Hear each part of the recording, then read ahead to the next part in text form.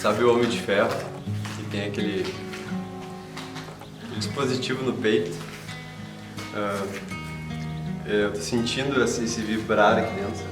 Tava falando, João, e eu tava sentindo esse amor, todo esse amor aqui armazenado, vibrando, girando.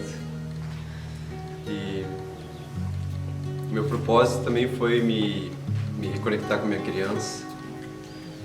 E não sei qual foi a última vez que eu ri tanto. Foi um riso assim que trouxe muita limpeza, muita leveza.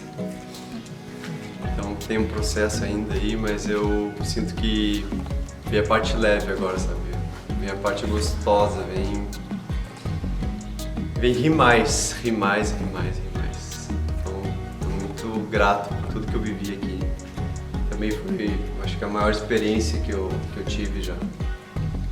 E melhor curso de Tantra do Brasil, pelo menos.